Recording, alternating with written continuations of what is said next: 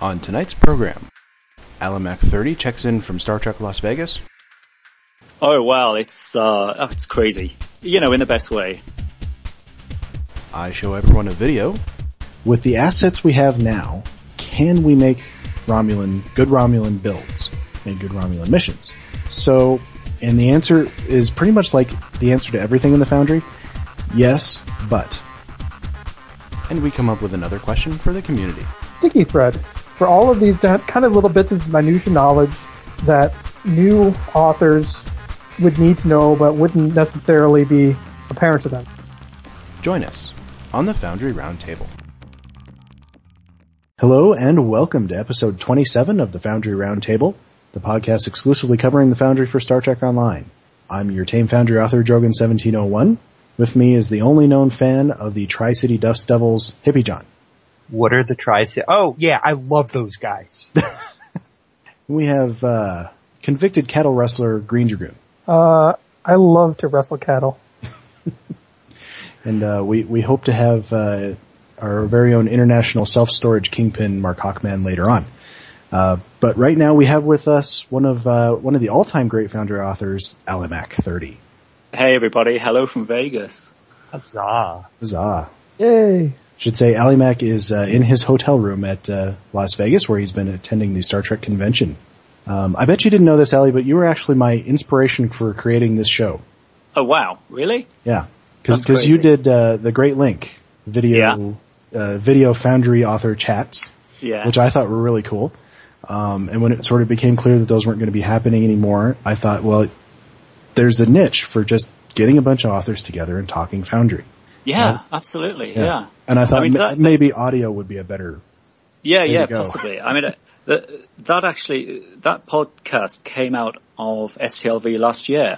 There was quite a few of the founders, as we like to call them, attending STLV last year, and we all just got together one night in the bar, and we called it the Great Link because we had so many founders, so many Foundry authors there. And I tweeted something about the bar being renamed the Great Link because it had so many founders in it. So then we decided that you know, we'd had such a good chat, such a good discussion that night that we wanted to turn it into a podcast, which we did. And we did a few episodes, and then it was entirely my fault that we had to stop.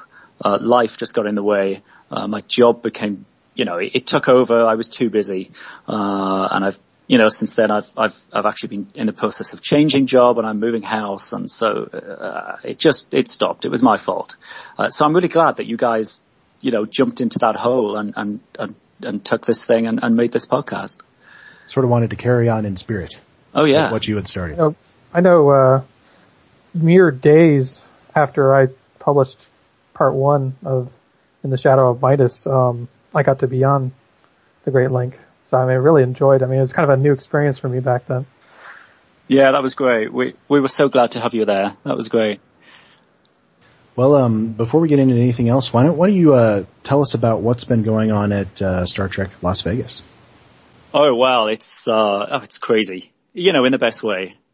Just absolutely amazing. This is actually day 2 of the con. So it's a 4-day con and this is day 2. It started yesterday. And it's just been incredible. I'm actually losing my voice a little bit. So I'm going to try and stay with you as long as I can. But, the aircon here, you know, it's so hot outside and the aircon is so cold inside. I'm just kind of croaking up a bit. And the fact that I got quite drunk in the hotel bar last night might have something to do with it as well. But it's a con, you know, that's what you do. You spend the day standing in line and then you spend the evening standing at the bar. But no, it's great. We kicked off yesterday and we had all sorts of crazy things going on. Of course, you probably know about the campaign that was launched to bring the bridge, the NCC 1701D bridge. Yeah, we've been seeing a lot of pictures of that. Yeah, I'm sure you have. So that is here. That's in the vendors room here in the convention. And Al Rivera from Cryptic, he was on the bridge yesterday afternoon renewing his vows with his wife. And Denise Crosby was officiating from the captain's chair. So that was amazing. That's just brilliant, I gotta say. Yeah. We've got some familiar faces here. Ceridium is here, of course, who you will know as well from the G&T show and from Gates of Stavropol. We know him from everywhere. Yeah, he's on everything. Yeah, and he's here. So the G&T show has a stand, and of course Trek Radio there with the bridge. And some of the devs are here from Cryptic. You know, we have Brown Flakes and Thomas the Cat and Tumor Boy and lots of people. So it's been brilliant, and so much good stuff on the stage as well. Just today, actually, we had a panel that was a Star Trek Online panel, and they had Denise Crosby up there, and Brown Flakes was emceeing, and they were taking questions about Legacy of Romulus, and Denise Crosby was brilliant. She was talking about how thrilled she was to reprise Tasha Yar, and also to reprise Seela. So I think it's really meant a lot to her to come back and do those voices for Star Trek Online. So, yeah, she was good on stage. Now, what sort of things did they talk about? Yeah, did they reveal anything? Did they reveal anything, or was it mostly, you know, behind the scenes stuff of this is how it all came about as far as Legacy of Romulus goes?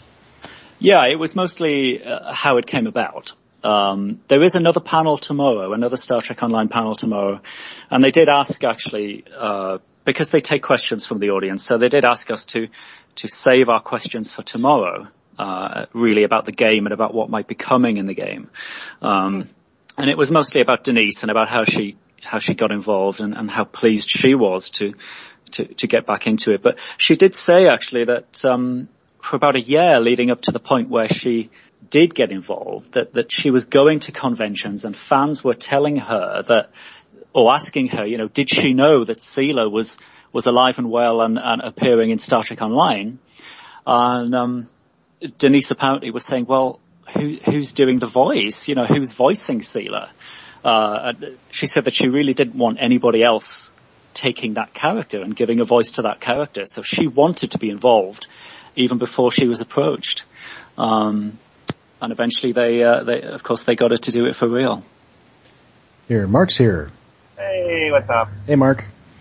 We went ahead and got started. Alimac has just been filling us in on what's been going on at Star Trek Las Vegas. Hi, Mark. Hey. So, what is coming up in the next couple of days? Well, like I said, there's another Star Trek Online panel tomorrow, and I think that's a bit more of the sort of teasers and the spoilers about what may be to come. There was a little bit today. They did say something about the fact that they are working on trying to get some more voiceover work done. They did say that Denise Crosby would be coming back to do more Seela.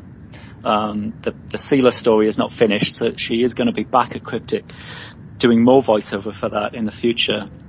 Yeah, and they got to find out what happens to Seela. Yeah, yeah. And they did just give us a little tease about the fact that they may possibly be working on getting some other Trek names to come in and do some voiceover. But of course they couldn't say whether it was going to happen or who it might be, but they're definitely working on it. Oh, I hope it's Michael Gorn. Now see, I've been campaigning to get Will Wheaton and Garrett Wang.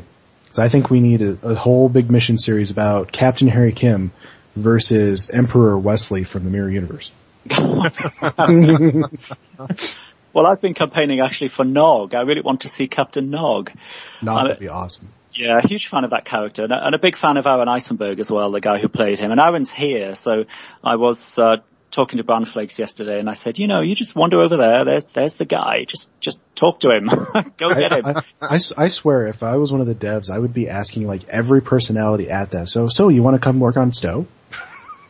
Well, I would just think about the people that we already know. You know, the people that we already know enjoy things like this, like Aaron Eisenberg. I mean, he goes to gaming and sci-fi conventions just as a fan sometimes. And that's the kind of person that would probably do this sort of thing.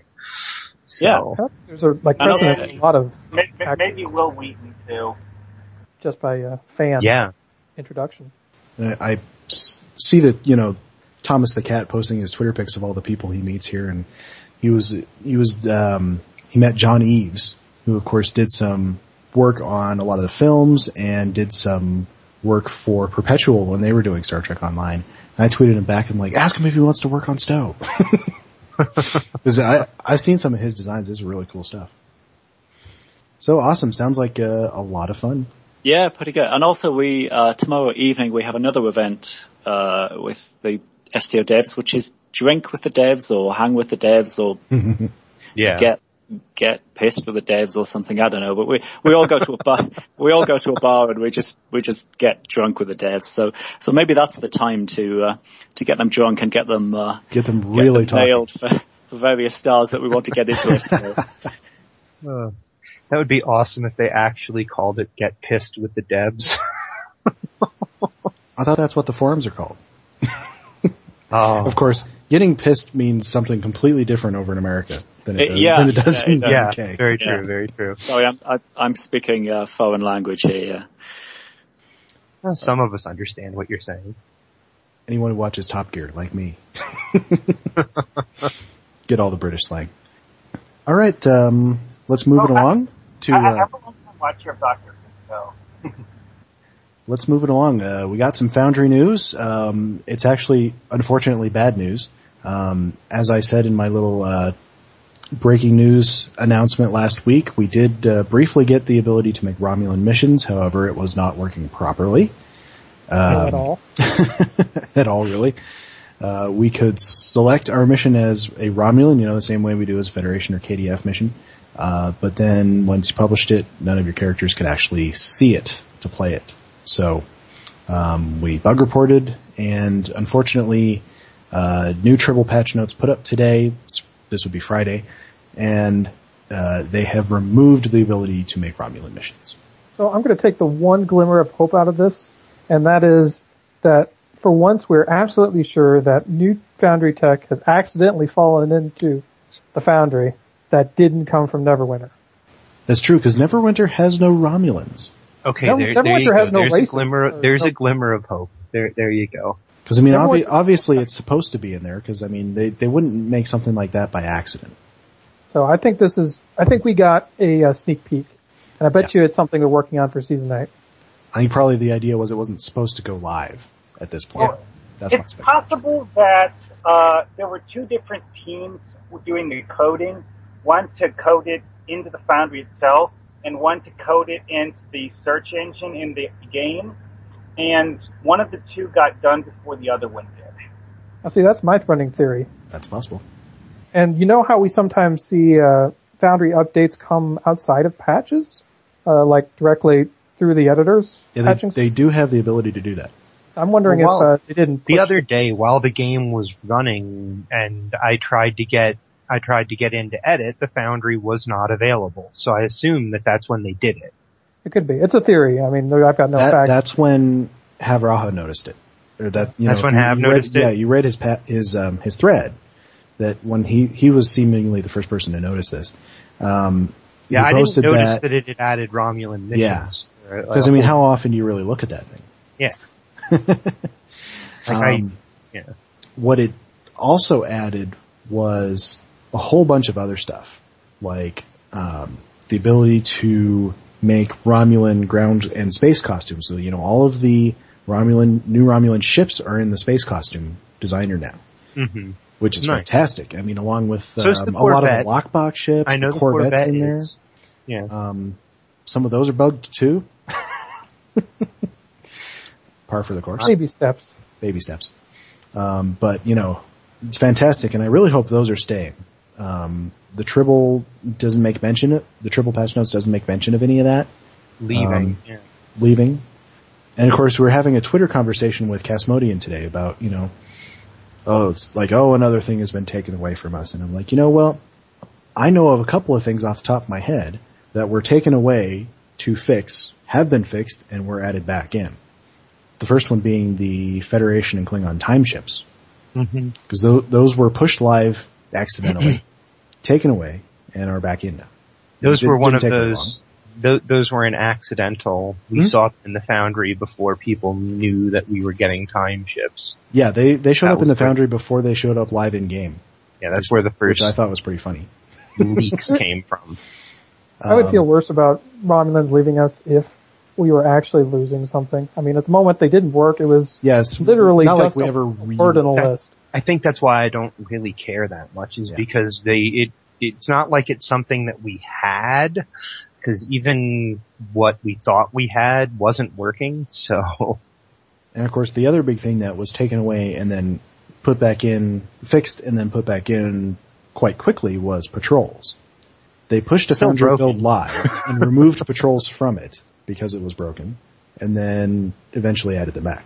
But they're still broken. Well, it seemed to work pretty good for me.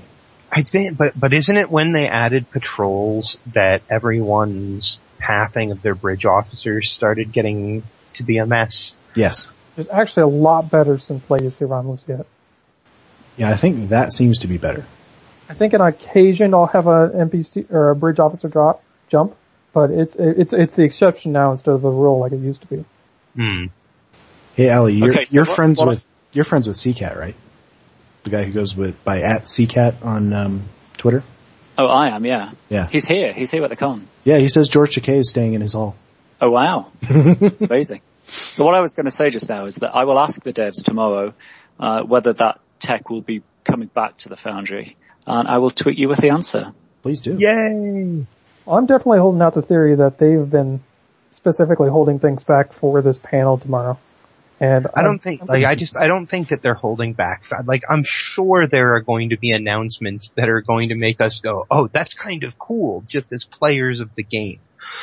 But I don't think they were holding back any specific Foundry announcements. I will be pleasantly surprised if I'm wrong, but I don't get that feeling.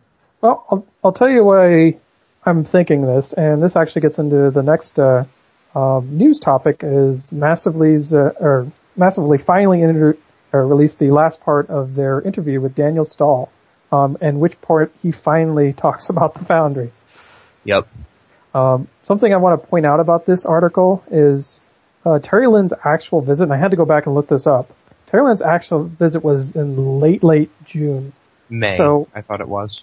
No, it was late June. I mean, it wasn't that old. In fact, Priority 1, I think, did their visit like a week or two after it.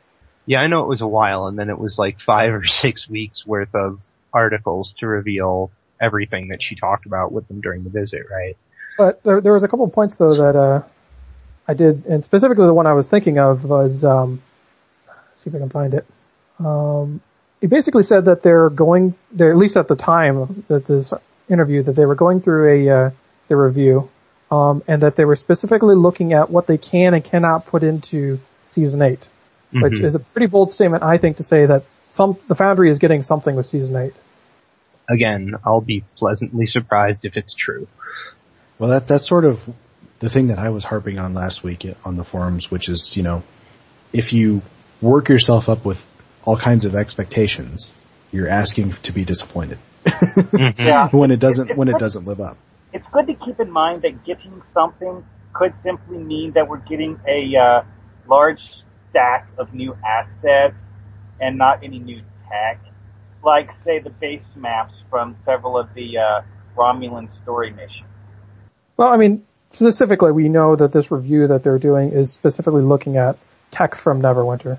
And what can actually work, probably given, my guess is given the difference in the code base between the two games. Yeah. I mean, in the interview, he actually talked quite a bit about a number of subjects that we kind of wanted to hear about, but we already knew the answer to. One, that Winter is the new shiny. They've got their version of the Foundry, he said, was roughly a year newer than ours, which is why they're that tracks. looking to port back. But he also kind of reiterated something which was kind of hard to hear, but we kind of already knew was true, which was that Neverwinter's Foundry is a whole lot bigger than we are. Oh, yeah. So they're, at least for the foreseeable future, going to be leading development. Here's the funny thing, though. When you go onto the Neverwinter forums and look in their Foundry forums, you see a lot of the same posts that we do. People posting about, we don't have enough assets. People posting, I wish such and such was better. People posting that, how do I get plays? Yeah. So I think that's they're not so different from us. I was going to say, I think that's kind of just, we're going to see those things with any version of this tool. But I expected as much as with what you just said that, Neverwinter's Foundry is gigantic compared to ours. It really is.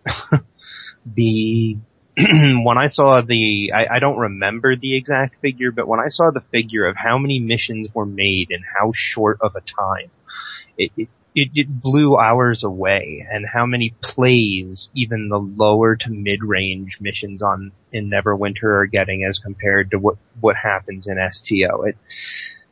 It's a different kind of game, and it's the Foundry is just more integrated from the ground up, and it's going to make a difference. Of course, they're going to lead development. And honestly, I mean, the more I've thought about it, the more I think what you just said is very true. In fact, I would say so much so that STO is a mature game, which means that the people that we've gotten to play the game now are not so much the result of the game's newness. STO isn't the new shiny, so I mean, we do draw in players for things like Legacy of Romulus, but I don't think ours are. Well, who we've gotten is kind of an established base. Neverwinter is still establishing, and I'm kind of curious to see, once the next new shiny comes out, what's going to happen with Neverwinter. Because, I mean, you've got things like Elder Scrolls Online, and they just announced, was EverQuest Next. So a couple of very big contenders coming out. Those will probably draw off a lot of Neverwinter players. Yeah. So yeah, I'm not going to make any predictions on that subject. I'm just curiously watching. I think that's what's happening right now. That certainly seems to me to be what is why we're currently not seeing within Star Trek Online, why we're not seeing a whole lot of Foundry development. It's because we're not leading the charge. At the current time, the charge is being led by Neverwinter. I think we're in the same situation that the KDF has been in for a long time. Actually, which is that circular, there's not a lot of players, so they're not getting a lot of development, but there's no new development, so they're not getting a lot of new players. Mm-hmm. Something he mentioned was he thought part of the problem with STO's numbers compared to Neverwinter was that Neverwinter's Foundry was better integrated, and he was kind of speculating that might at least partially be due to Neverwinter's the Neverwinter Foundry's greater success. Well, Dan, we got some ideas for you on that. That is definitely true. I mean, because I played Neverwinter during the beta testing enough to learn about how its Foundry works, and Neverwinter has a completely different interface for finding Foundry missions than STO does. You don't do a database search. You can, but you talk to an NPC on the screen. There's several different ways to access it. Yeah, there is the database. And I like that. It is accessible. It's something you pointed out. While Neverwinter may be getting more overall plays, there are still a lot of people who are having a hard time getting plays. Absolutely. I mean, there's lots of, review exchange threads on their forums like there are on ours. Mm-hmm. Yeah, so. Makes sense. Yeah, I suspect that they have the same issue with the missions that are awesome and have been around for a while, get played a lot, and the other ones don't. Yeah, so they basically have the same problem with cementing that we're dealing with, where established high play missions are just kind of stuck there, and nothing can get to the top. Yeah. Which, I mean... It's a bit of a universal problem. Yeah, and it's going to require something other than a list in order to fix it. Yeah, well, let's see. Anything else from that interview that struck you? Oh yeah, he mentioned something interesting, and this was Dan being very speculative, so disclaimer, do not expect this to, suddenly show up next week in the Foundry. I mean, I think this is the thing, that I think I know what you're talking about. I can't wait to hear it. So he basically was talking about, and this is kind of something he was talking about relating back to his time on the Foundry team all that time ago. Basically related, it was in response to a player, or some player asking a question of the ability for basically co-oping between authors, and Dan threw out the suggestion of a shared library where that would contain either maps or characters that anybody could grab and then use in their missions. So that would be fantastic. Yeah, constructions that people could share between What I found interesting about that answer was it kind of also showed a little bit about how he thinks about storytelling. He mentioned something there about how collaborative storytelling can be really good, and that was why he was thinking along those lines once upon a time, and still thinking that it would be something he wanted to do.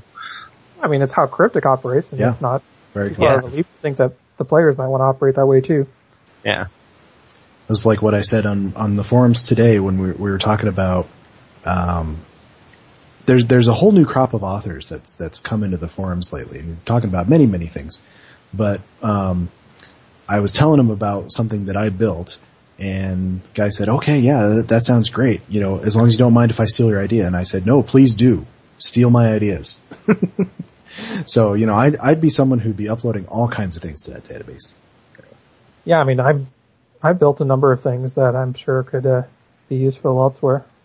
One last note that I made as I was listening to this is he talked a lot about Perfect World's perception of the Foundry, which I found very interesting. Yeah, because they seem to be quite interested in it.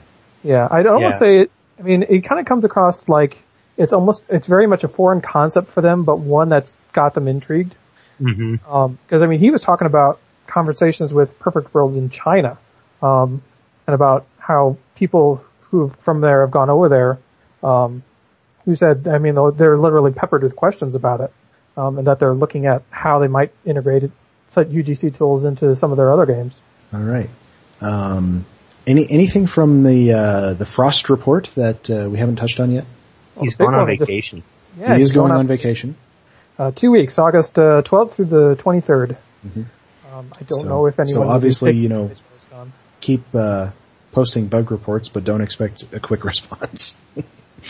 We did have a minor fix come through the pipe related to I believe it's related to some of those login errors that we've been getting. Mm-hmm.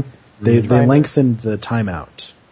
So I'm guessing it's just kind of I don't know if it's a stopgap or if it was just it was timing out more quickly than it should have, and that would just. I wasn't personally having that problem, but I hope it solves it for people who do. Mm-hmm. And I guess I haven't heard any more about people saying it's been crashing when they try and make a KDF test character. So I guess that fix has been successful. I mean, that's a really good point. We kind of like to harp on the bugs that we still have to deal with, but at the same token, they've gotten a lot of the bugs that initially came out of Legacy of Romulus fixed. I wouldn't say a lot. Hippie, have you been building on your KDF character at all? Is that working for you? I've been working on something else, but yeah, I have gone in there. It's working just fine. That's good. Yeah. Of course, they have not fixed. That was not alright, but that was not Cryptic. Cryptic did not fix my problem. The only thing Cryptic fixed was that affects me at all was the ability to create a new KDF test character. And that was only because I was interested. I wanted to know that new authors could make a new KDF test character. That was something that mattered to me. Kind of deal. That fix was community knowledge. It was the tribe of Foundry authors out there knowing something that fixed my problem. It had nothing you deleted a to do file, with right? Or something like that? I deleted, there's a, I'd have to ask Hasmodian exactly what file what folder he told me to open, but there's a folder in your STO directory that basically is kind of just like a dump folder full of a bunch of stuff that is created when you're working in the Foundry. And his best guess is that some bad data was in one of those files, and he said, go in, clear out that directory. And when I did, every problem that I was having, my ability to edit KDF, my ability to, my ability to even open the Foundry without crashing with a fed, all of it, every problem I had disappeared. But it's like I say, that wasn't Cryptic. That was the tribe of Foundry authors solving the problem. But do we know that problem was affecting anyone but you? I don't. Some of my symptoms, I guess you could call them, I heard being experienced by other people, but not the same way that mine was. Not by any means. So, That's not true. Other people were having the same crash to desktop issue that I was, like the exact same one. So yeah, but we had a multitude of causes for that. That's why it was so hard for them to track it down, because there was no one cause that literally that I think Frost or anyone that was looking for it could go, well, this is why it's happening. Because there just weren't any that we could see.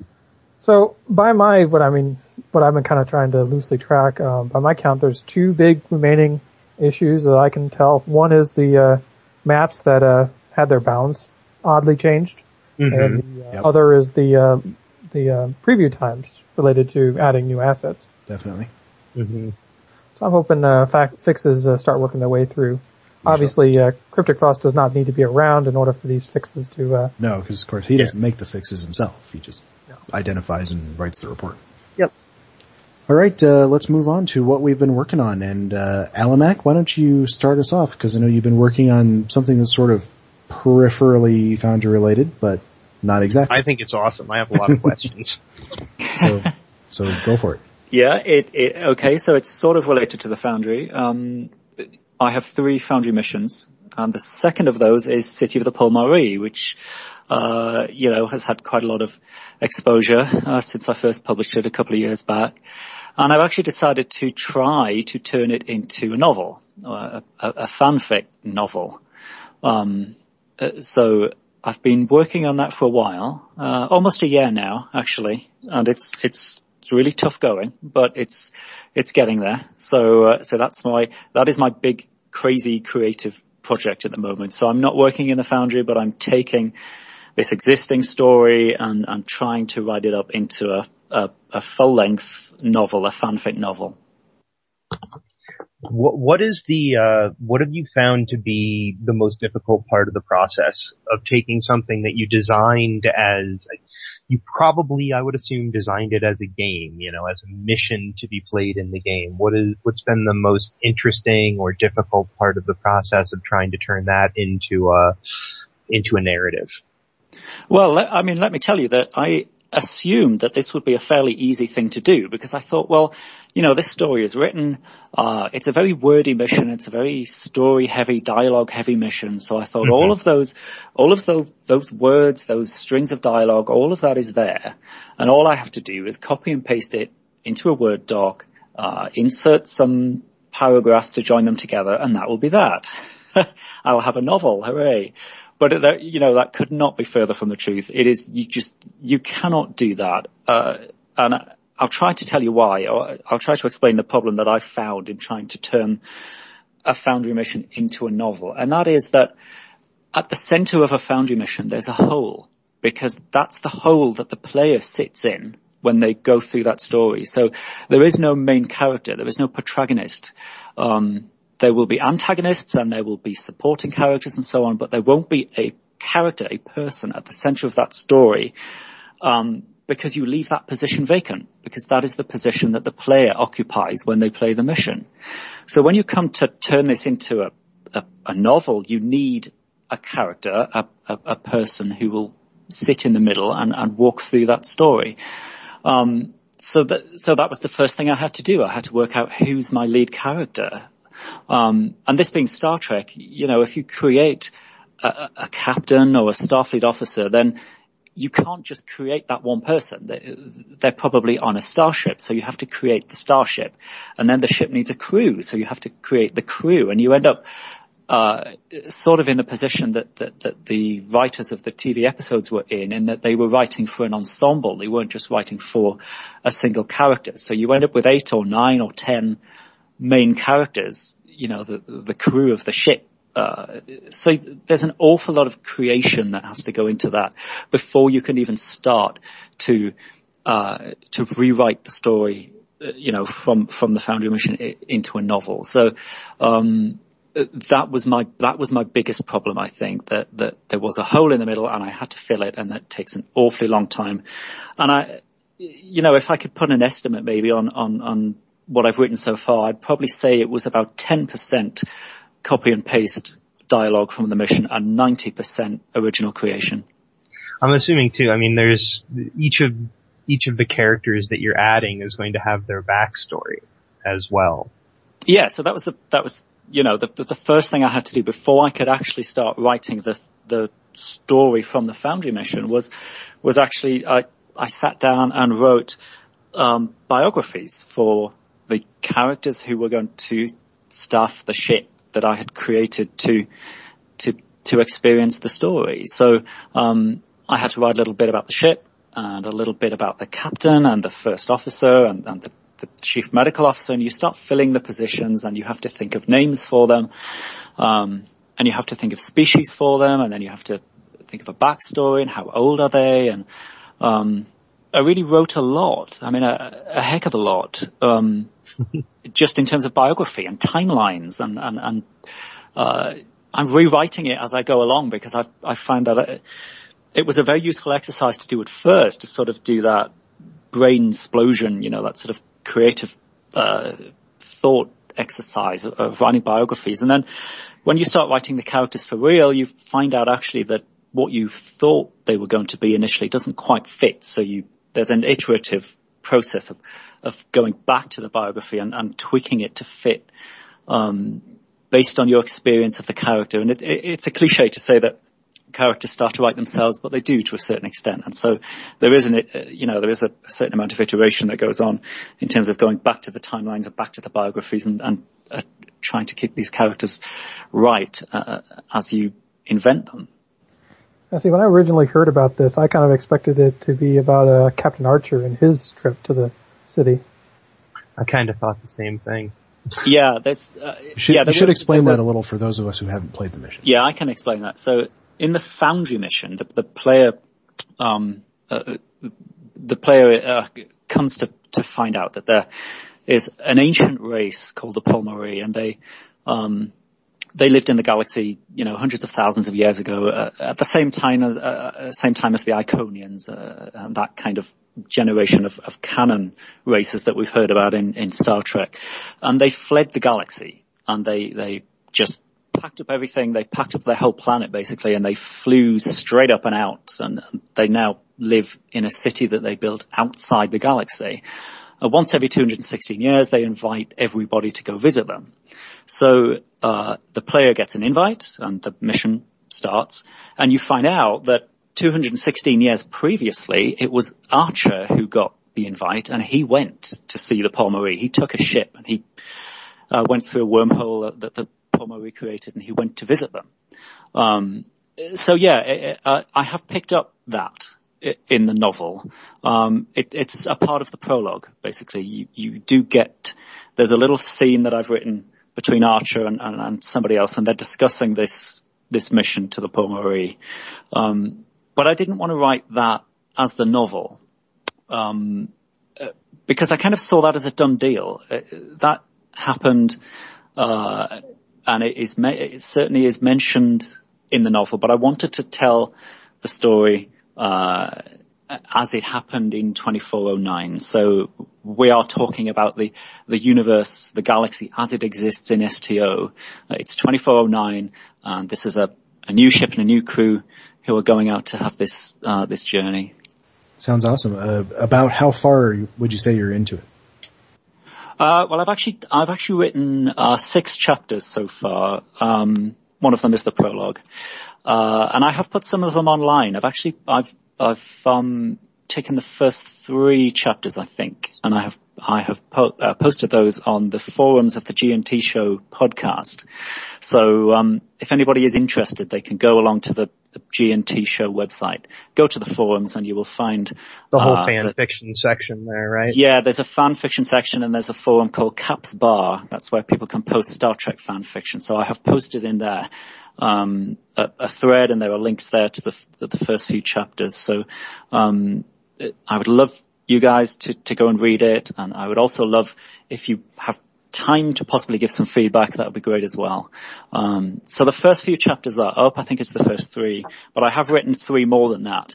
But they're not quite ready for public consumption. So you won't be surprised to learn that I'm a bit of a perfectionist. So I'm not willing just to write a first draft and then stick it straight up. We've seen your maps, so we know. Yeah. So yeah, I have 3 more chapters tucked away that nobody has seen yet. So give it a few months, they may appear online as well. Yeah. Fantastic. All right, Markhawkman, what have you been working on?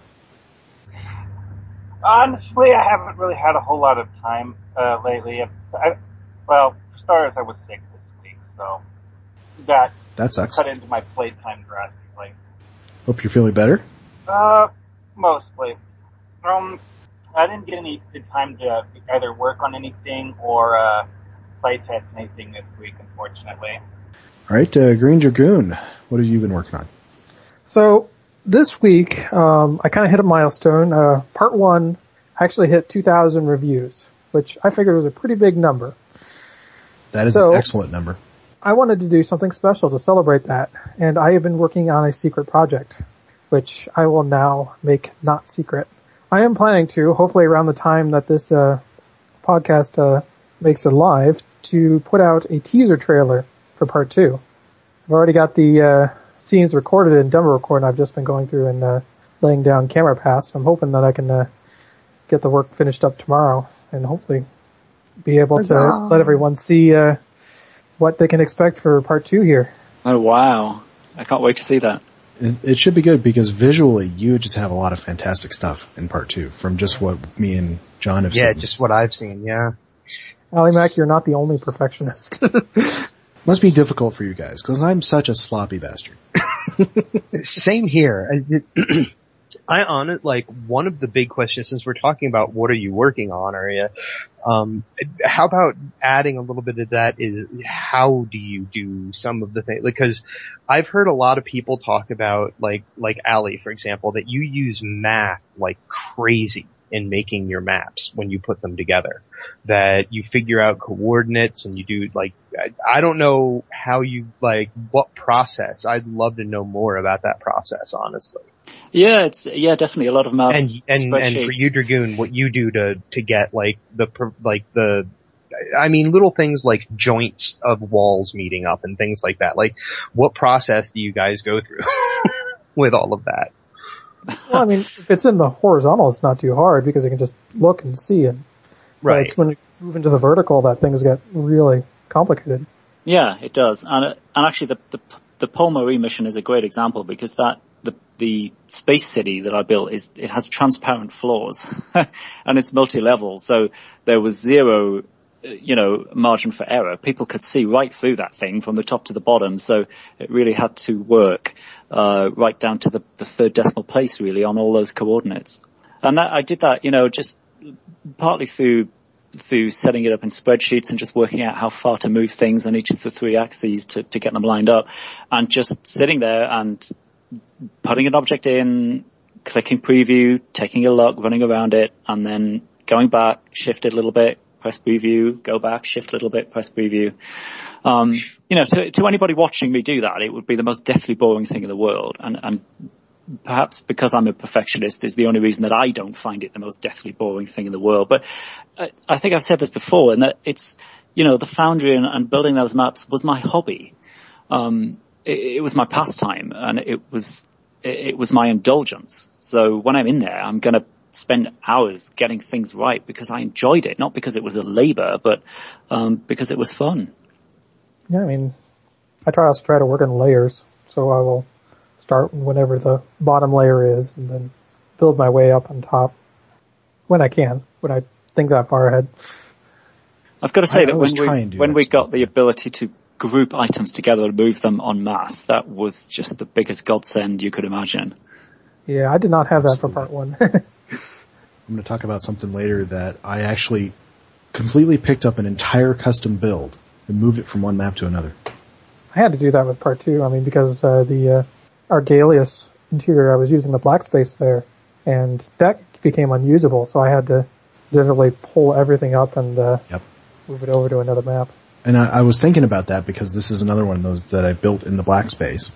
And I was thinking about, it's like, okay, what map is going to be safe? Because they have a habit of lately randomly changing the black space on us, the boundaries of it.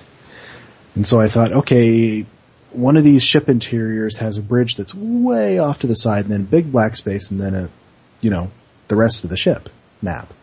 And so I thought, well, I'll put it in there. They probably, it's a really, really old map. They probably won't touch this one. but I guess we'll see. It's not the War Games interior, is it? I have no idea. I can't remember. Oh, just make sure, because War Games has that ash that's constantly coming down. Oh, that's right, because I did that one first. And I was like, what is all this ash that's coming down? And it's baked into the map. So then I had to find another one. Yeah. Yeah, there's no guarantees, but I figured, hey, I mean, being in the Foundry is not safe. Yeah. But you were talking about using math, and I'm one of those people who I have sort of a hybrid approach to it. You know, when I'm building some things, there's absolutely a lot of math involved. Like stairs, for instance. Because you gotta figure out what's the distance you need to make a person be able to run up them and not have to jump. And then you gotta figure out, okay, you know, that was the distance for the first step, then add a little bit for the distance to the next step, then add for the next step, add for the next step. And I've made so many stairs over the years, so it's, it's like second nature to have a calculator open on my second monitor here. Wow, I feel like an asshole now, because I never worry about whether someone's gonna have to jump a little bit. Like, ever. It never occurs to me. I just keep putting stuff on the map until I think, oh, that looks right. I actually avoid doing things that require stairs on a regular basis simply because I haven't been able to come up with a reasonably quick way of making them. I just don't like the idea of taking a bunch of tiny objects and stacking them at carefully chosen heights just because it's so time-consuming. Well, I'd say most of the time you're better off using a ramp if you got one. If it's the kind of place where a ramp will fit. Uh-huh. Yeah. Those ramps we have are gigantic, though. Well, you gotta bury the extra. Yeah, the ramps are huge, but, you know, we still have object limits, and building a staircase will eat up your object limit really quickly. Yeah. See, I'm funny because I have never hit the object limit. Even back when it was 250. Wow. I know, it's weird. I don't know how you guys are doing it. I think I've almost never not hit the object limit. I was gonna say, I got one map. The only time I've only managed to hit the object limit once, and that was when I built the space station interior for the Beta Rana incident. Unfortunately, you can't look at that right now because I used the Argelius 2 interior. Yeah. Alright, Hippie, we've been sort of roundabout talking how you've been working, but what have you been working on? Well, every time I talk about what I'm working on, something happens that makes me stop, like the Foundry breaks and makes me stop working on whatever I'm working on. Right now, surprisingly, I'm working on 2 Federation missions. One of them, all I needed was the setting. I had an idea for a story for the primetime UGC contest, the telemission, and get us involved with just the story. Try not to use combat or use very minimal. So I had an idea for a story, but I didn't know. Every time I tried to put it down in the Foundry, it wasn't working, and that was because I didn't have somewhere to put it. And this week, while working on the other thing that I'm working on, which all I'll say is I'm trying to make a cartoon in the Foundry, so stay tuned for that. And while working on that, I figured out where the story and the conversation of what my contest entry is going to be, where it has to take place. And once I did that, that's occupied my last 3 days. The little bit of running around I'm doing in the game right now to just like get DOF missions and stuff is all I've actually done in game for almost 4 days, because I've been just working in the Foundry every day. So. But like I said, I don't want to talk exactly about what I'm doing, because every time I do, something happens and I can't do it the next day or 2 days later. So, contest entry and a cartoon, that's what I'm working on. I've honestly also been oscillating between a couple of different projects, so I know how it goes. Yeah. So, and subtly trying to find out how to do things without, like, by asking in chat rooms and asking different people without exactly saying, this is what I'm trying to accomplish. So, it's been good. I have my morale back. Last week I was asking about how people are keeping their morale up, but really the only way I'm able to keep my morale up is the fact that we have an awesome community that figured out a workaround for the most egregious problem facing Foundry authors, and that has made working in the Foundry livable again. So we should talk about that a little bit. I'll say real quick that what I've been working on, I'm actually going to show you later. So, right. We should talk about that a little bit though. The question we put out to the community, which was, how do we improve morale? You know, we were seeing, you know, lots of people very, very frustrated, with the state of the Foundry, and, you know, people were saying, you know, if they don't fix it by such and such, I'm going to quit, things like that. So we put it out there. What can we do to raise morale? And I think the response that I saw for the most part was essentially keep doing what you're doing. You know, keep talking up the Foundry, keep talking about it in positive terms, keep highlighting the good things that we're doing. Yeah. And I gotta say that suits me just fine. Yeah. I mean, the fixes will come. They probably won't come as fast as we want them to, but it's keep calm and carry on. And I think one of the things we saw this week is evidence of development. Yes. I think we're getting the ability to make and play Romulan missions at some point. It's not now, but it will be. I'll believe it when I actually see it. I'll remain at least that skeptical. Well, because I don't think it's possible to put something like that in by accident. I don't either. So I mean, it's like it's coming, but maybe it wasn't supposed to be out there yet. Right. Yeah, that's my thought. Let's move on to mission reviews. Who has a mission review for us? I do. I have unfortunately a mission that I couldn't finish. It's kind of my own fault. But there were a few technical problems with the mission that made it unplayable. I mean, I can certainly review it. I have a review up to the point that I just had to say, okay, I actually can't do this.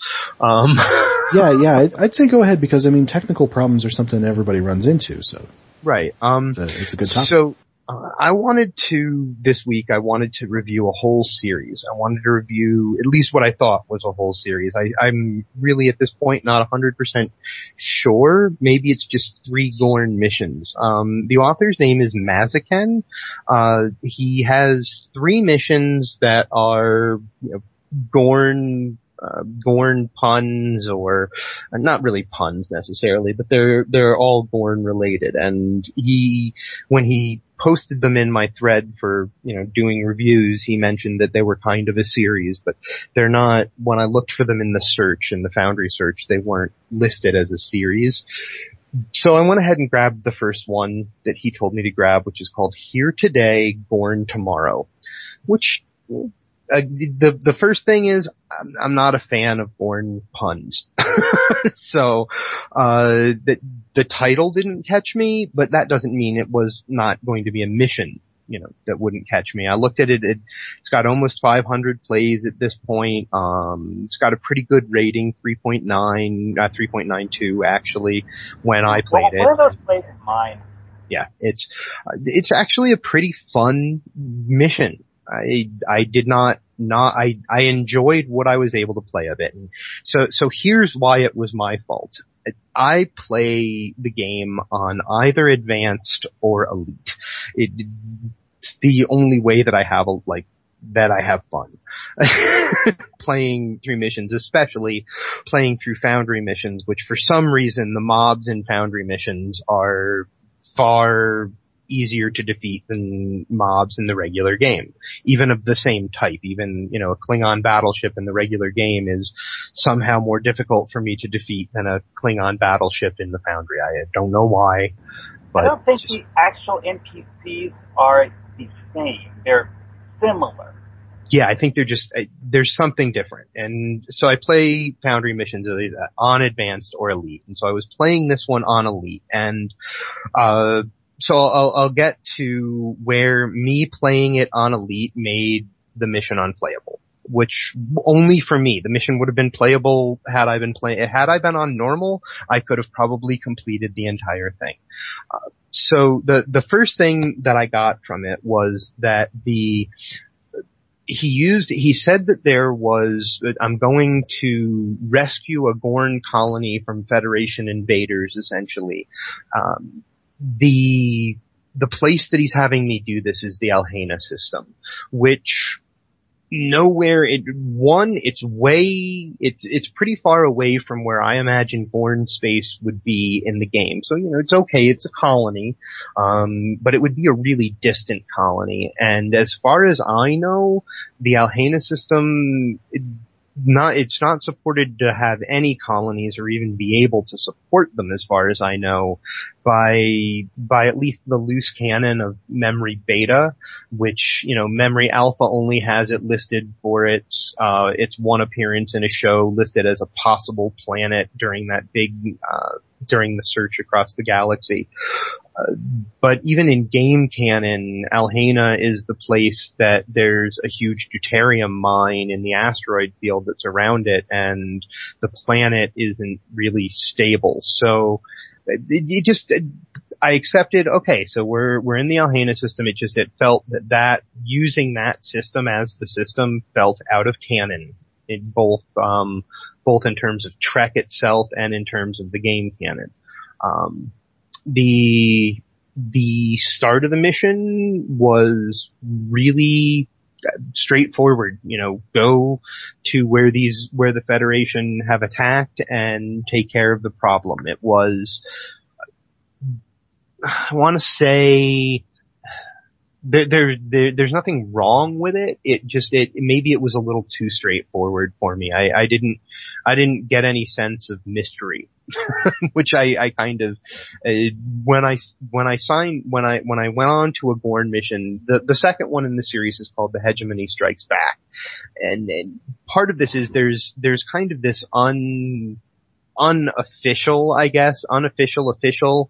kind of storyline that seems to run through the game for people who do things like I do, which I stand around the first city ever since I started playing Klingons. So that's ever since I started playing the game and got to 25th level and was able to create a Klingon. I've had one, and I would do things like listen to what NPCs say around the city, and there's a whole lot, and you find it in DOF missions as well. In Federation DOF missions, you're able to contact Gorn separatists, and if you listen to the first city and sometimes down at the Academy, the Gorn are not happy with being under the thumb of the Klingon Empire, at least some of them. There is certainly this kind of rebellious attitude, and I kind of thought that's what I was gonna see, but it's okay that I didn't. It was really a kind of a straightforward go fight the Federation because they're attacking this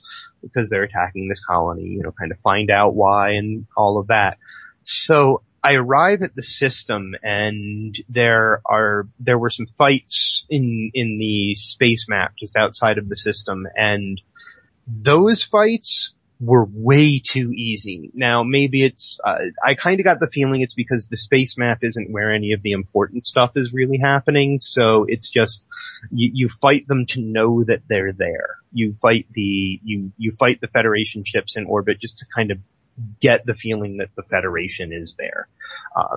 Because the real action is taking place on the planet, and this is where I ran into the technical problem that, because I played it on Elite, made the mission something I couldn't finish. Now, I'm gonna go back and play it on normal so that I can finish the mission, because I was having fun playing it. The story isn't, the story isn't what I was expecting, but it was certainly there. It certainly felt right. There was one point where there wasn't an option in dialogue, and what my captain was expected to say wasn't at all what I felt like my captain. It was one of those kind of put a voice into my captain's mouth, and it didn't work. But it only happened once through what I had played through. Now, the issue was that when I beamed onto the planet's surface, he did this kind of cute little joke of you beam into water and hey, you've got someone remind me to kill that transporter officer later or something like that. And that was all kind of, that was all kind of fine. But where the spawn point was, 2 of my boss materialized inside of a rock and they were trapped there. So as I started to move forward through the map, I have to start fighting my way through these Federation squads that I think were either commander squads, at least a couple of them were commander squads, and rather than having my full away team that I would normally be using and setting up phaser turret or disruptor turrets and getting things prepped and making sure that everything was ready to go, instead I've got nothing except for my melee tactical buff and my doctor. And I found the first fights where you were going along and it's one group at a time. It's one commander group at a time. They were difficult, but they were doable. So they were just taking me longer than they would have normally. They were difficult, but they were doable. Then you reach a point after fighting 3 or 4 of those squads where 4 or more probably commander and captain level squads beam in. And he's got other Gorn squads beaming in to assist you and back you up, and it's supposed to be a really, a really big kind of awesome fight in this courtyard. Unfortunately, I was caught in this big awesome fight with 2 buffs that were not at all suited. If they're going to be the only ones I had, they're certainly the last 2 that I would have wanted in that situation. And every time that I would get killed, because I did again and again and again, because I was on elite, and every time that I got killed, the respawn point was all the way back at the beginning of the map, and the respawn point every time trapped a different 2 of my buffs, or often the very same 2 buffs in that rock. So by the time that I got back to where the courtyard was after my first respawn, all of the Gorn that were supposed to be assisting me were dead, and none of the Federation mobs had been killed. So there were still 4 commander and captain level, at least that's what I think they were, commander and captain level Federation mobs that were just actually running toward my respawn point. I couldn't do it. After realizing how many wounds I had to heal on the 3rd or 4th time that I respawned, I said, my buffs are every single time spawning inside of this rock, and because I'm on elite, I just can't with this, half of my away team, I can't defeat this battle. Now, like I said, had I been on normal, I probably could have done that. It probably would have been something that I could have handled, but the combination of the 2 things made me end up dropping the mission. But as I said, I enjoyed it. The mission was just fine. It only had one thing that made me stop and go, now wait a minute, and that was my captain doesn't think like that and doesn't talk like that. It was one of the officers fails to get a result from a scan, and the captain's response is, we'll discuss your punishment later. It's just not my captain. I don't punish someone for failing a scan when Starfleet has scattering fields up everywhere.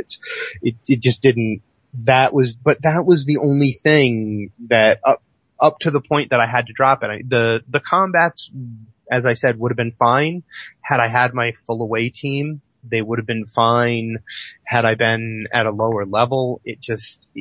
Everything about it worked just fine, but playing it on elite, with the one technical problem that I ran into, which was my buffs materializing inside of a rock, playing it on elite made the mission something that I couldn't finish. But I certainly had fun playing it, and it's got 500, almost 500 plays with almost a 4-star rating at those 500 plays. The mission is good. Certainly worth playing if you don't run into the technical problem that I did. I would suggest for Maziken to go in and adjust that spawn point. Just pull that spawn point away from the rock so that there's no chance for the player's boss to appear inside of the rock. And that would have made the mission something that I could have finished. But otherwise, that's my review. It was a good mission, highly playable, combats that would have been balanced had my away team been proper and not sitting inside of a rock. Hey, Hippie, while you were discussing the mission, I went and attempted to look up the location of the Gorn homeworld. Uh-huh. I found something interesting. Where is it? Closest canon reference I've been able to find for it is one of the pages of the Star Charts book, which puts it being a little bit to the east of Gamma Orionis. Huh. I guess that's why he used the Alhena system, because the Gorn homeworld isn't actually in the game. Right. The Gorn homeworld, by my thinking, should be, if you were looking at the game map as north, south, east, and west, should be somewhat on the southeastern side. It would be south of Eta Eridani and kind of on the eastern side, closer to the Klingon sector. Yeah, that's where it's pretty much directly south of Kronos, but way south of Kronos. Yeah. And just in case anyone else is still confused, Gamma Orionis is not in the Delta Quadrant. Who else has a review? Well, first of all, one of the things we tell people all the time is to don't be afraid to be unashamedly self-promote yourself. Oh, right, yeah. So I would be remiss if I didn't ask what you thought of my mission that you played last night. And you can be brief. Guys, I'm so sorry, but I will have to go. Oh, okay. I'm sorry to butt in, and I'm sorry to have to leave you before we're finished, but I will have to go. Right. Oh, it was great to have you. Thank you for joining us. We've been looking to have you for a long time. It was a pleasure. I'm so glad I was able to do it. Thanks, Ali. Yeah, thanks everyone. Enjoy the Come back anytime. Yeah, thanks. I'll come back. Thanks. Bye.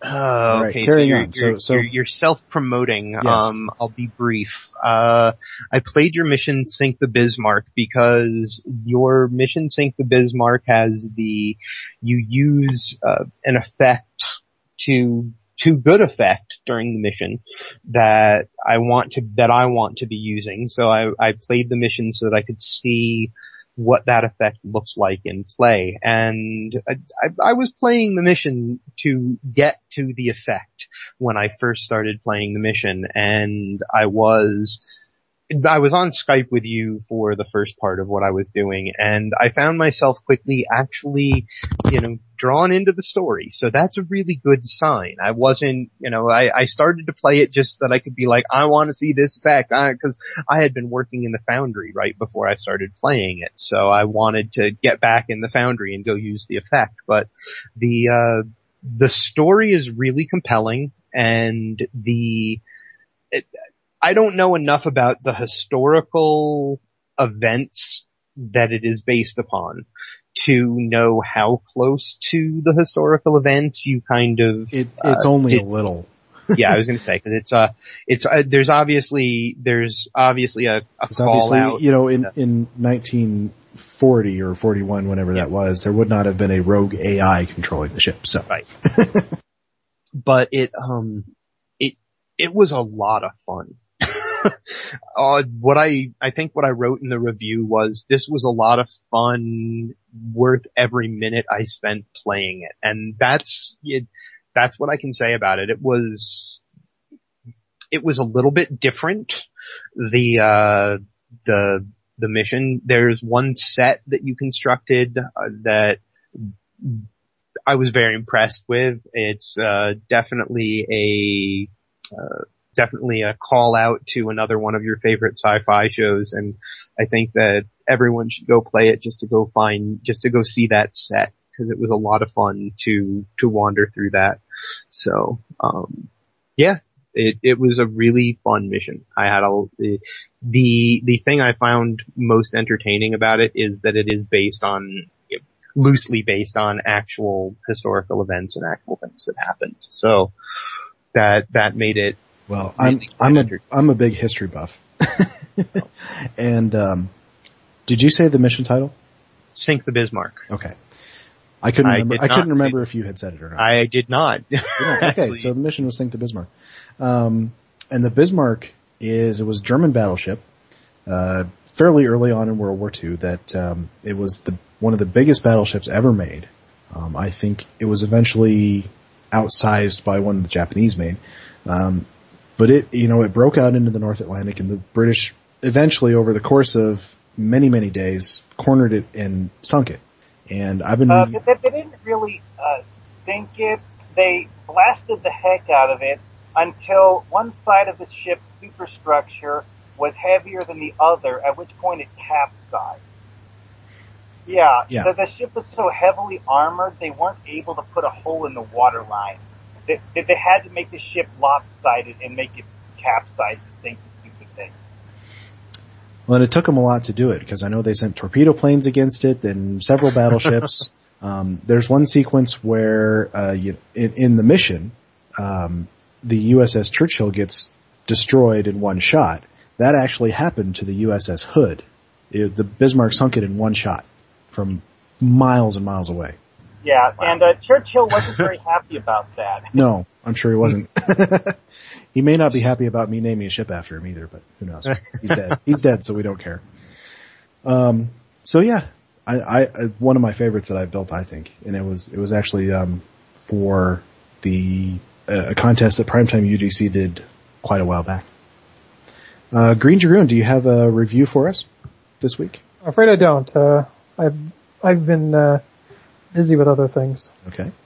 And Mark, you said about the same thing. You've been busy.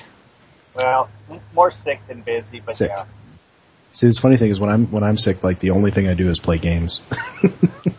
It's like a day off, but I don't know. I guess if you're like really, really sick and you just can't do anything but lay around.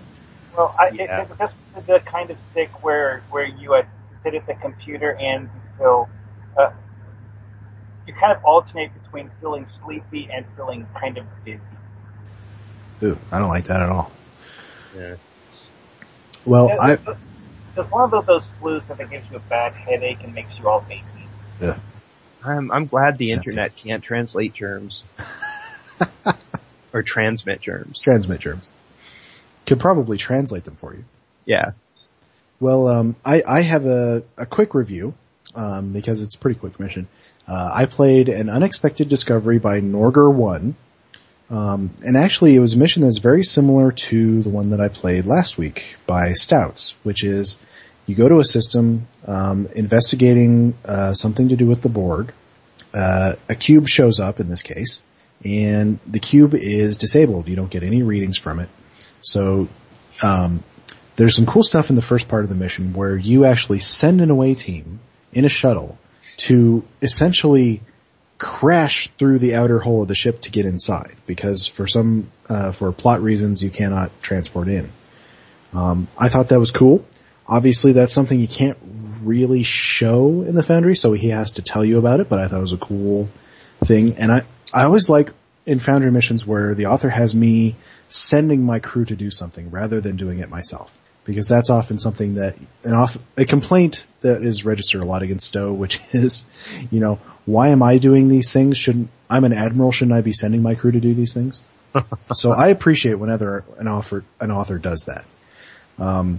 Now, you eventually have to go rescue this away team from the Borg cube, because they get, the thing starts turning on around them and you can't get them back, so you have to go rescue them. And he has this funny exchange with your first officer who, or whoever he has decided, whichever bridge officer role he has decided is your first officer. where, you say, I'm going to rescue these guys myself. And of course the officer throws at you, Starfleet regulations say that you're not supposed to go down there into a dangerous situation. You're like, screw that. I'm going. Obviously he said it in better language than I just did, but that was he said it in actual, Starfleet parlance. So, but I liked that little exchange, very reminiscent of the shows, somebody saying, Captain, I don't have to remind you, when clearly I do. So you go down to the Borg cube. He used stock maps, but he customized it a lot, put a lot of stuff in, especially a lot of, damage to the ship. There's some hint that it had been, pursued by species 8472. It had come out of one of those, gravimetric anomalies. You go and you find your officers, you get them out. It's actually a fairly long map. He takes you through, it's one of the big Borg maps, and he takes you through the whole thing. It didn't have the level of, tenseness that you got with, Stout's mission, where you think you're urgent and you gotta think because the thing is coming apart at the seams around you. But it was very solid. Then you go back up, to your ship, and Borg reinforcements have showed up. And luckily enough for you, Starfleet reinforcements have showed up to combat the Borg. So you have this nice big battle. And one of the funny things is another funny exchange with the admiral who's been giving you your orders brought this fleet with him. And he said something, I can't remember exactly what the dialogue is, but it's something like this. The admiral comes on and says, I'm glad we brought this fleet. We weren't expecting a space battle. And he said, but Admiral, there's always a space battle after a ground battle. Which I thought was hilarious because, of course, in the Foundry, what do you do after you have a ground battle? Well, you go up into space and you have a space battle. So, there was a little subtle humor in this episode that I very, very much liked. That was where it ended. I thought there's a lot of opportunity to expand in this because I'll say that, as a mission, as an overall plot, it didn't wow me. It was certainly very solid. Everything worked like it was supposed to. There were no big mistakes, no author traps that I saw. But it didn't wow me. It didn't make me sit up and pay attention to the story. It was just, go here, investigate this, go down to the cube, fight some Borg, come up from the cube, fight some Borg, we're done. So, there's a lot of opportunity to expand because he's only used 3 maps. 4 actually, if you count he has you start off by going to the bridge of this Admiral's ship, which is the Odyssey Bridge, which of course, we can't use enough because it's an awesome map and everyone should use it for everything. I really do love that map. I was like, if I had a ship, I would want that to be the bridge. Would you fly an Odyssey to do it? That's a no. In real life, it is a nice map. I wouldn't fly an Odyssey to have it. I don't know. Hard to say because I actually do like the Odyssey. I really love Adam Eiley's design for that. I like both of the Design of the Enterprise when I made it in. Mm-hmm. As do I. In fact, I want more of them. Okay, don't get me wrong. It's not. I like the design. I actually am one of the people that thinks that I really enjoy the new Enterprise and the way that it looks. Mm-hmm. In terms of what it does. I don't necessarily like flying it. I was going to say, in terms of what it does in game, it's not the kind of ship I want to fly. So that's why I wouldn't fly one just in order to have that bridge. I personally like heavy cruisers, and one of my characters actually does use the free version of the Odyssey as their main ship. All right. Well, I definitely think it's a very solid mission, and I hope to see more from that author because I think he's got a good future in the Foundry. Cool. But let's move on, shall we? We're going to get started with our tech topic for the night, which this week I'm going to take over this from Greendragoon, but he can have it back next week. Because I was sort of inspired by this business because we suddenly had the ability to make Romulan missions. We know how that turned out, but suddenly last week we had it. We're all very curious. And this was put forward by several authors, including Kirkvat and Havraha, is with the assets we have now, can we make good Romulan builds and good Romulan missions? So, and I looked into it, and the answer is pretty much like the answer to everything in the Foundry. Yes, but. And we'll get to the reason for that later. But I made a little video. Add this video. First I'm going to give the link, because it's on YouTube, to my fellow podcasters here. Don't pause it. Don't start it just yet. I'll let you know when to start it so you can watch along with me as I commentate over this thing. And I will add this to the YouTube versions of this podcast. So obviously the audio-only folks, you'll have to go watch the YouTube to see it. But I took it upon myself to sort of highlight the Romulan assets that we do have. And they're very easy to find for the most part because they have Romulan in the title. So you just go into the asset list in details and type in Romulan. So I put them all together, and we're going to showcase them in a little video. So everybody got it ready? Ready. I do, yeah. Sorry, I was in the Foundry doing stuff. Yeah. I already know what we're going to see. I was there. Yes, he was there because I recruited the help of my lovely assistant, Miranda Mayhem, interstellar pop star. Intergalactic, even. Well, she's not a pop star. Not a pop star? Music superstar. Music superstar. She can't pop? Be defined by a genre, man. Bingo. All right, everybody ready? Indeed. Okay. We're hitting play. All right, the very first thing we have is a chair. Like most other chairs, you kind of sit on top of it. We have all kinds of different consoles. This is one of my favorites here. It is the console Romulan console repair. It's a little bit different from the other ones. I think it's kind of a cool look to it. Got more of the generic texture to it. Yeah. These are the console walls, which are meant to be set up against a wall. Some of them have some crates with them. Some of them have those big generators. These are some more of the ones that are that are labeled as console wall. I like those big generators myself. And then we got a really big one there. It's even actually taller than this particular map. Okay, now this is a room full of crates. As we all know, crates are an integral part of Foundry building because there's just crates everywhere in the Star Trek universe. There's even a damaged one. Actually, in this room is pretty much every crate that there is possible to make for Romulans. My favorite are these curved ones here. They're sort of like half circles. Or quarter circles. Quarter circles, something like that. And there's some that are sort of jumbled up, and there's some that are very straight. We have some tables, one of them with chairs around it. Walls, of course. Walls are a big one. We have this wall, which is the longer one, and then we have one that is shorter in that sort of very ornate green style, and then we have this one, which is the ship wall. We have three different pillars, one with consoles, one big fat one, and one with no consoles. Generators and generator pieces, and then there's a door, and one of my personal favorites, a civilian banner. It says civilian banner, but it actually does have the Romulan Empire logo on it. There's a few things from the Nopada map, like this weapons and the Colosseum lights. There's a couple different versions of those. And this little thing. Tapestry. The lights not gigantic? Unfortunately, they're kind of all gigantic. We have a couple of statues when you get to the exterior. Three different kinds, the two birds and then this one here. Lamppost. Those are all labeled Romulan. Some of these are in the buildings. We have a couple of spires. And then buildings. We have lots of buildings. This is just a small portion of them that we have there. Now I told you I was going to tell you one of the things I've been working on.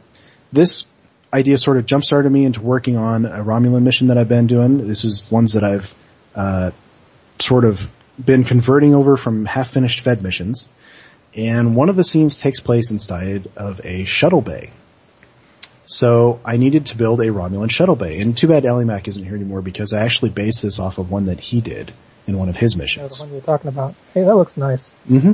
Using the ship walls, using the crates. Originally this called for it to be a shuttle bay. Now we don't have any Romulan shuttles, so I changed it to make it a cargo bay. I'd say personally never be afraid to change your ideas based on availability of Foundry assets. Thinking about those quarter circle crates and wondering if you could build a shuttle out of those. If you can do it, I want to see it. That'd be cool. I used some of those Coliseum lights in the corners there. There's ones that are just the single bank, there's ones that are big bank of lights and the ones that are single light. For these little things here, I sunk some of those flashing warning lights into the floor. Obviously there's force field to make sure you don't get sucked into space. So I think it's really turned out very nice. It's actually a 2-tiered thing where you got another tier of surface there up above. And we'll finish up with a shot of Miranda dancing. That's why you were asking me about that prop. Yeah, I wondered if Hippie knew about it, which he does. So the answer is yes, you can create pretty good Romulan builds in the Foundry. There's a lot of assets to do it. However, and this is the yes but part, but we do not have stuff from the awesome new art that has appeared in the expansion pack. All of this stuff comes back from the kind of Romulan art that the game shipped with that was in those Romulan missions. Yeah. And we done a few things that were introduced in season 7, but it's nothing particularly awesome. I think it's mostly the FOs. And there's a few other things, but I think it's mostly the FOs that we have that are from season 7. Yeah. And of course, beyond just assets, beyond just objects, there's also NPCs. We have the ability now to put down friendly Romulan and Reman mobs that are, dressed up as Romulan Republic characters. So we got friendly mobs, we got friendly space mobs, we got all of the Romulan stuff in the character creator now. It's not complete. The Romulan stuff in the character creator, we cannot make the Romulan Republic military uniforms. All it is the civilian stuff. Like, what you'd see on the guys on the Viranak colony. So, it's a yes, but. And I think we can really make some fantastic Romulan missions with it. And I can't wait to see what people come up with. Alright, discussion topic. Who's got one for us? I don't know if I have a whole topic, and it's not a huge positive. It's more of an opinion, and it's not necessary. It's a positive community opinion, but not necessarily a positive overall opinion. So I don't know whether to bring it up as a whole topic or maybe a question. I'm not sure. Go for it. So the Foundry, I'm joyous about how usable the Foundry is right now for me because of the ability to put one asset onto a map and put one asset, one building, one mob group, one NPC, and then use what I've already put on the map and just duplicate it and you have to save the mission. By this point, I hope most people know about the workaround that was discovered by Kirk Fat and Casmodian that allow you to actually have decent preview times on your maps again. That makes the Foundry workable, and that's why before I said that the slow preview time was the most egregious bug that we've been dealing with. It's the thing that makes it the most difficult. I also agree that the missions that were affected by the map sizes changing and now their waypoints and their objective points and such don't exist on their maps anymore. That's really bad as well. But the reason I feel like the slow preview time is the worst thing that we've been dealing with is because it makes working in the Foundry next to impossible for someone without a Herculean level of patience. And so the workaround has gotten us back to being able to do 20-second, 30-second load times on maps, and that's amazing. Now, the thing that I want to talk about is that didn't come from Cryptic. Our ability to work in the Foundry again at a reasonable pace didn't come from the company. that came from longtime Foundry authors, part of this tribal knowledge, part of the whole community that we like to talk about. That came from them discovering. That came from Kirkfat and Casmodian discovering a way, I think possibly by accident, and then, once the accident happened, researching more, like, why did this happen?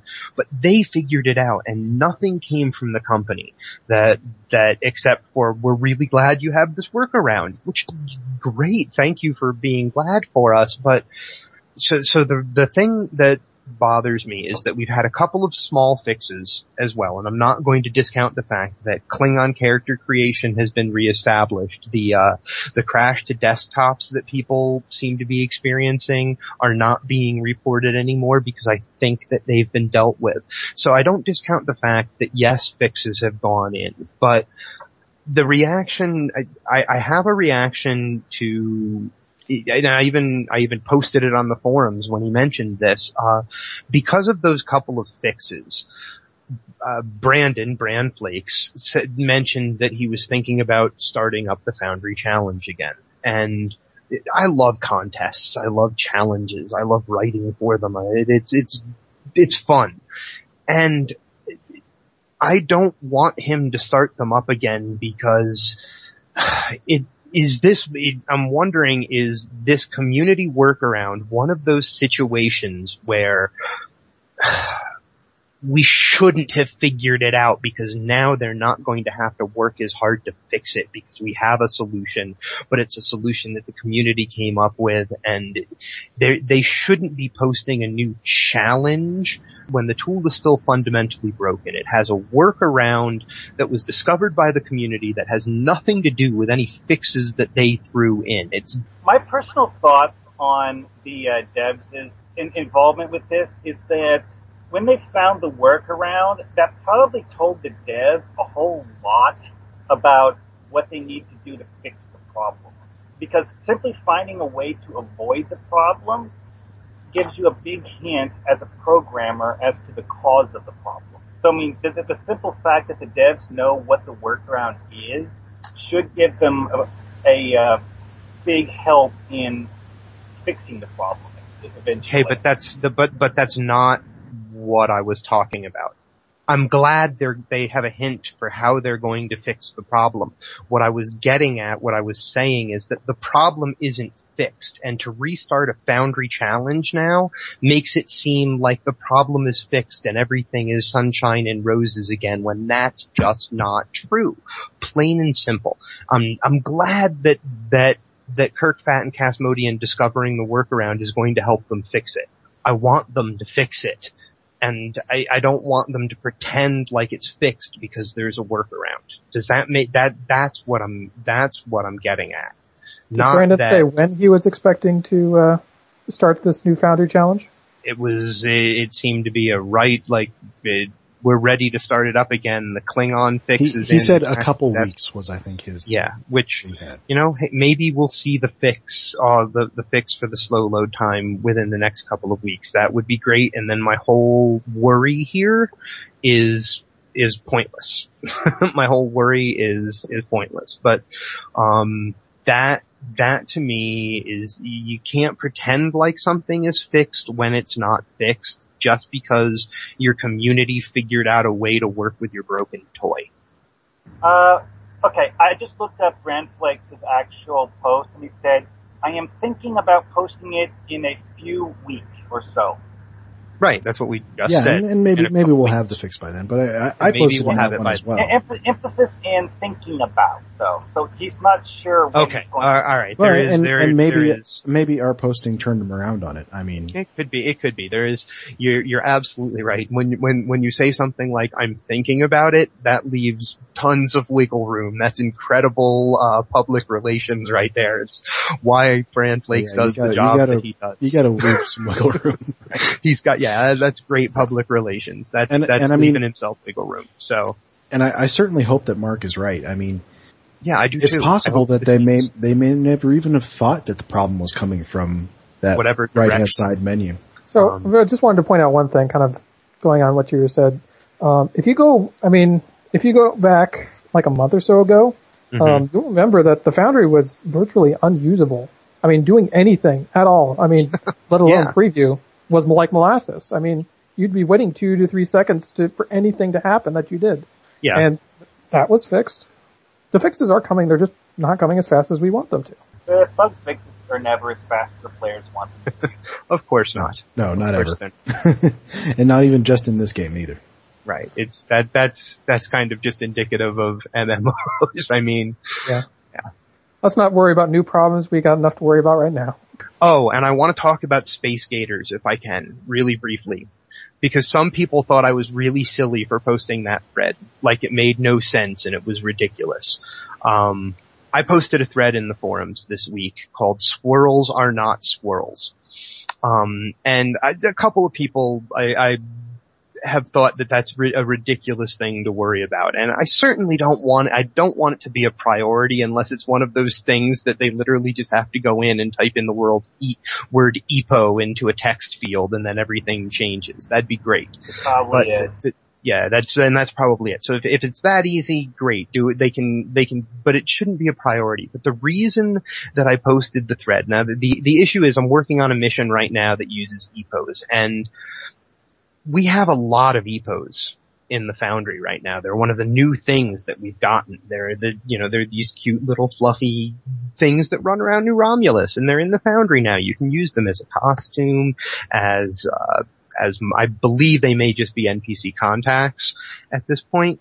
There might even be mobs. I don't know. I haven't actually looked for actual EPO mobs of any kind. No, not mobs by themselves, but I mean, you can reskin them on other mobs. Yeah, you could reskin them on other mobs. But the thing that I discovered was that when we got the EPOs, when we got the update that gave us EPOs and Nanovs and Armored Hathon and the Klingon Shakespeare, the Klingon Hamlet, and all of the players of the Photonic Hamlet cast, we were also told we were getting squirrels. So I looked at squirrels, and squirrels were not squirrels, they're EPOs.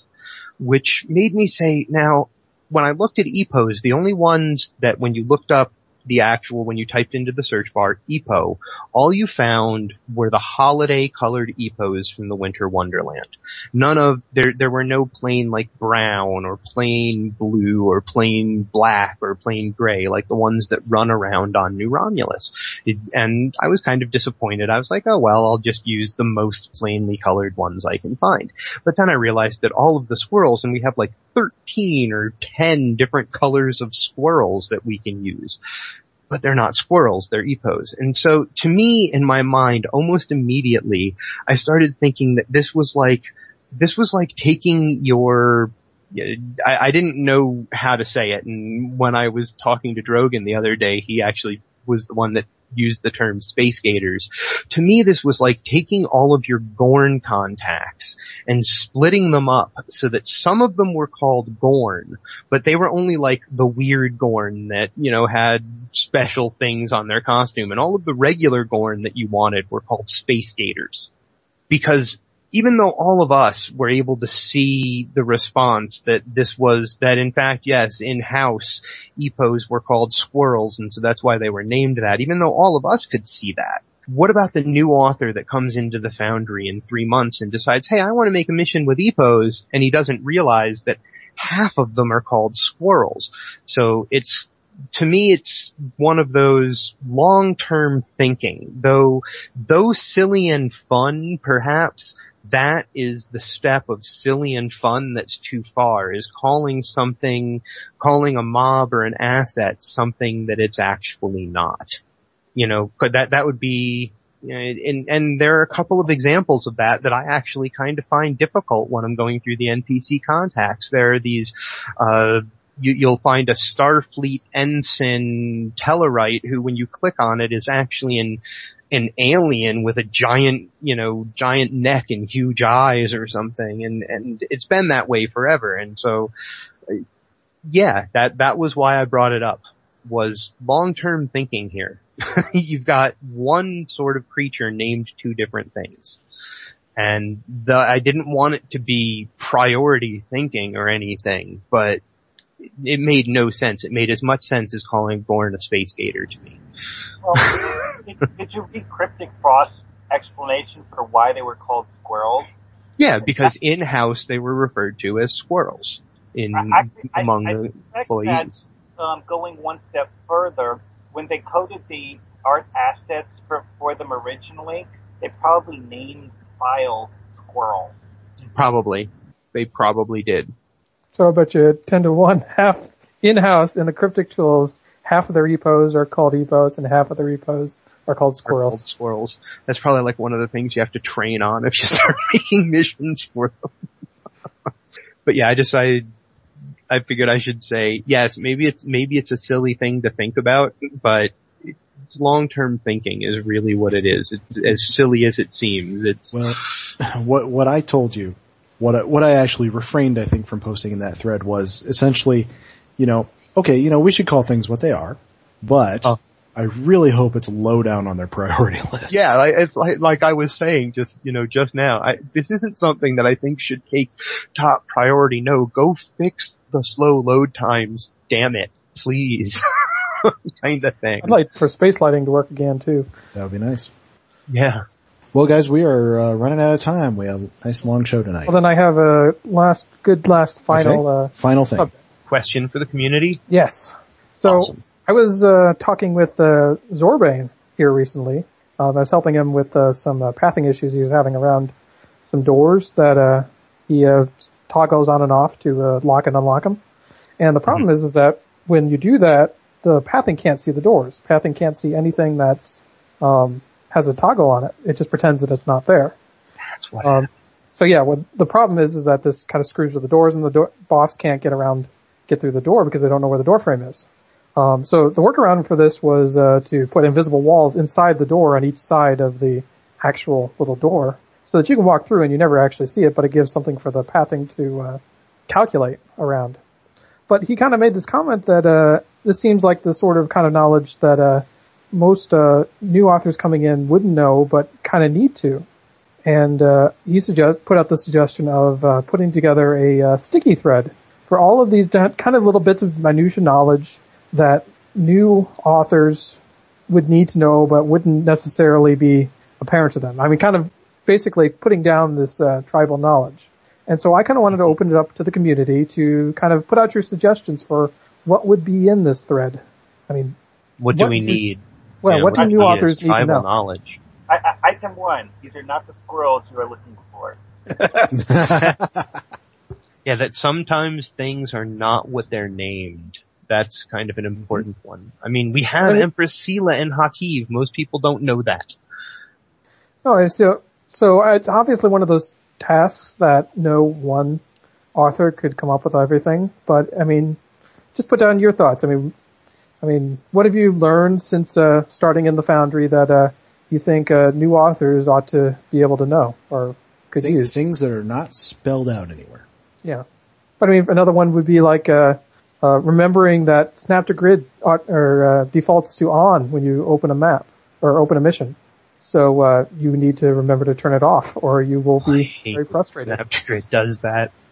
Or that issue we just or Pax Frederica was dealing with the clipping walls and how to deal with those. So I mean, yeah, there's all sorts of little things like that that could be very useful for authors, and I'm really have no doubt that, I mean, if we put together such a thread and then went to Brand Flakes, he would have no qualms about getting it sticky. Well, that's a good goal. Yeah, that is a very good goal. All right, well, it's time to say goodnight, guys. All right, good night. Grrr! Good night. Benzite tattoos can only be blue. Good night. Good night, Chesty, wherever you are.